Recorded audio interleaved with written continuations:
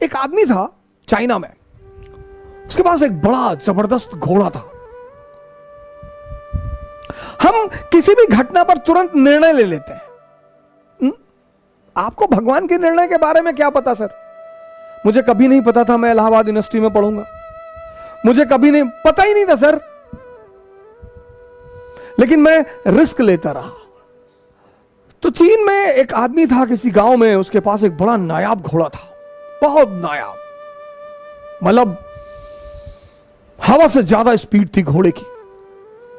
तो उस देश के राजा ने उस आदमी को बुलाया, कहा तुम अपना घोड़ा मुझे दे दो, तुमको मैं मुंह मांगी कीमत दूंगा।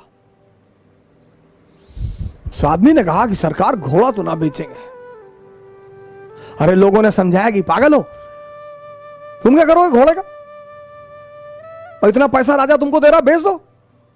अरे उसने कहा यार तुम लोग क्यों मेरे पीछे पड़े हो, जाओ अपना काम करो, हम नहीं फायदा ले रहे ना, जाओ। एक दिन क्या हुआ, घोड़ा भाग गया। अब जब घोड़ा भाग गया तो गांव के लोग आए, हंसने लगे, कहीं देखा हम तुमसे पहले ही कहते थे, तुम समझे नहीं रहते हमारी बात को। अरे उसने कहा बड़े भाई घटना सिर्फ इतनी है कि घोड़ा भाग गया है, बस, इसमें ज्यादा चिंता करने की बात नहीं है। वो चला गया तो चला गया, मैं क्या करूं। अजीब पागल हो, तुम्हारा नुकसान हो गया? बोले कोई नुकसान नहीं हुआ। 10-15 दिन बीता, एक दिन घोड़ा वापस आ गया और अपने साथ 20 घोड़े और लाया अपनी तरह के। गांव वाले फिर आए, कहीं बेटा तुम बहुत चालाक आदमी हो, तुमको पता था कि कुछ कांड करने गया है ये, बड़ा बढ़िया यार, तुम तो बड़े फायदे में हो यार, पहले तो अकेले था अब तो 20 ले आया। उन्होंने कहा यार तुम लोग राय देने क्यों चले आते हो यार बार बार। अरे घोड़ा चला गया था, अब आ गया, अपने साथ 20 घोड़ा और ले आया, घटना बस इतनी है, इसमें बहुत ज्यादा खुशी होने की कोई बात नहीं है। पड़ोसी राज्य ने उस राज्य पर हमला कर दिया। अब वो जो 9 घोड़े आए थे उसमें से एक घोड़े को इस किसान का बेटा ट्रेन कर रहा था, घोड़े से गिरा, उसका दोनों पैर टूट गया। गांव वाले फिर आए कि बड़ा बुरा हुआ यार, बताओ तुम्हारे लड़के का दोनों पैर ही टूट गया। बोले यार तुम लोग शांत नहीं रह सकते हो, अपना निर्णय अपने पास नहीं रख सकते हो। अरे ठीक है यार, पैर टूट गया, देखेंगे भगवान कुछ करना चाहता होगा, अच्छी बात है, जाने दो। उसी वक्त पड़ोसी राज्य ने इस राज्य पर हमला कर दिया। गांव के जितने भी जवान लड़के थे सब सेना में बुला लिए गए, सिर्फ किसान का बेटा बचा क्योंकि उसके पैर टूटे हुए थे। इस दुनिया में, खासकर इस देश में 95% लोग उस चीज के बारे में सोचते हैं जो उनके हाथ में है ही नहीं। क्या? फल।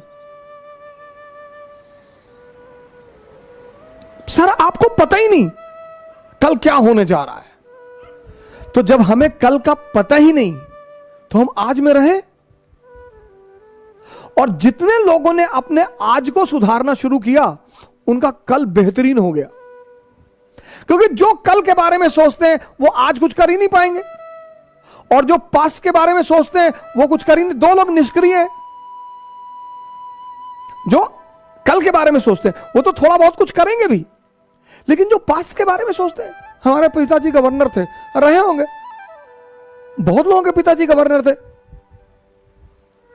इस रहस्य को समझो पार्थ कि तुम्हारे पास तो केवल करने या ना करने का विकल्प है, किंतु कर्म के अंत पर मनुष्य के अधिकारों की सीमा समाप्त हो जाती है।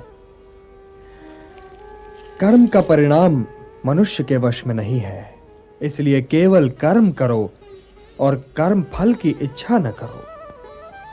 कर्मण्येवाधिकारस्ते मा फलेषु कदाचन मा कर्म फल हेतुर्भूः माते संगोस्त्वा कर्मणि। केवल कर्म करो, कर्म।